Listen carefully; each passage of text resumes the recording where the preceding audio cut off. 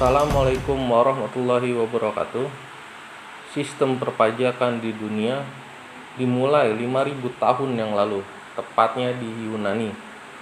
Dan itu juga menggunakan gandum dan hasil bumi yang lain, karena belum ada uang atau nilai tukar tertentu di waktu tersebut.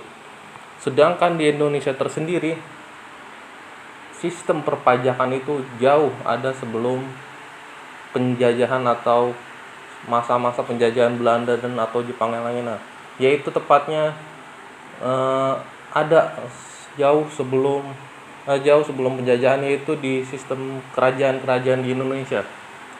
Perpajakan di Indonesia pada sistem kerajaan lebih dikenal dengan nilai upeti, yaitu pedagang-pedagang yang berada di Indonesia maupun pedagang yang dari negara lain, pedagang dari Arab, pedagang dari Cina, itu harus membayar pajak ke kerajaan. Karena sistem kerajaan zaman dulu, raja itu dianggap sebagai manusia setengah dewa ketika zaman dulu, menurut teologi tertentu. Makanya mereka membayar pajak kepada raja dengan sukarela ataupun dengan terpaksa. Lalu bagaimana dengan sekarang? Baru-baru ini kita digegerkan dengan perpajakan, yaitu tepatnya pada THR 2024 ini. Banyak sekali yang memposting tentang THR terlalu besar pajaknya, THR terlalu besar karena pajaknya itu bisa buat bolak-balik pulang kampung, yaitu tembus sampai 15%. Itu gila banget sih gedenya. Itu apalagi buat yang orang yang sudah merencanakan untuk beli ini, beli itu, kan cukup mengesalkan juga, karena ya lumayan juga 15% dari pajak THR. Lalu pertanyaannya, kenapa pajak THR tahun ini bisa sebesar seperti ini? Jadi menurut Humas Direktorat Jenderal Pajak, yaitu Bu Dwi Astuti, ini merupakan program atau metode dari yang dinamakan dengan metode TER atau tarif efektif rata-rata pajak. Yaitu metode ini sebenarnya sudah berjalan dari bulan Januari. Udah lama sebenarnya metode ini, tapi baru sekarang terasa ketika mendapatkan THR, itu karena nominalnya cukup besar juga oleh THR. Jadi sistem THR ini sebenarnya tidak menambah beban dari pajak kita. Jadi dia hanya merata-rata pajak dari bulan Januari sampai bulan November akhir tahun. Jadi seperti ini, nanti saya kasih lihat contoh perhitungannya. Jadi sebenarnya pertanyaan selanjutnya yaitu, kemana sih uang pajak kita? Menurut peraturan pemerintah tahun 2007 nomor 39 pasal 14 ayat 2 menyatakan uang pajak kita itu akan masuk ke kas negara. Masuk ke kas negara dulu. Setelah masuk ke kas negara, baru itu disalurkan ke rencana-rencana pembangunan pemerintah, termasuk yaitu salah satunya yaitu pendidikan, perlindungan sosial, kesehatan, infrastruktur, ketahanan pangan, hukum, HAM, Hankam, dan dana desa, dan yang sedang booming yaitu IKN.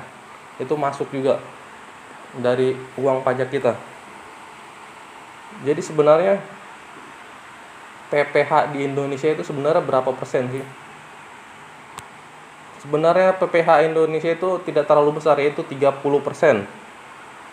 Sedangkan di negara-negara lain, negara-negara maju, lebih khususnya di negara-negara Eropa, itu cukup besar sebenarnya dibanding dengan negara kita. Kalau kita hanya 30%, negara-negara sebagian Eropa itu bisa sampai 50%. Berikut daftar-daftarnya yang negara yang pajak di atas 50%. Yaitu di situ ada Finlandia, Denmark, Jepang, Austria, Belanda, Belgia, Israel, Slovenia, Irlandia, dan Portugal.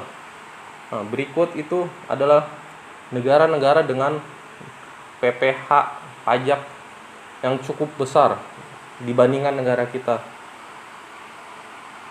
Dan kalau di ASEAN itu pajaknya itu ya sekitar 30%-an, 25 sampai 35%. Itu normalnya sih di ASEAN. Sedangkan ada juga negara-negara yang pajaknya itu bahkan 0%.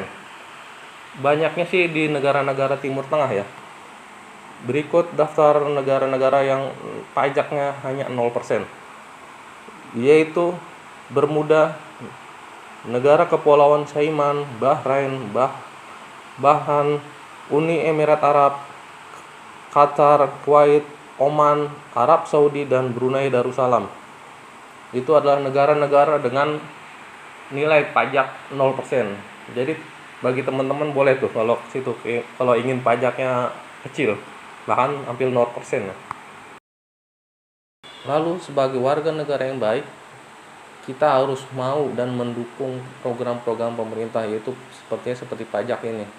Sebenarnya jika dikelola dengan baik, pajak ini sebenarnya bagus untuk meningkatkan segi kualitas pendidikan kita, kualitas kesehatan kita, dan mempercepat pembangunan kita. Dan sikap kita sebagai warga negara yang baik, sebenarnya kita harus bisa menjaga fasilitas-fasilitas umum yang ada di dekat kita.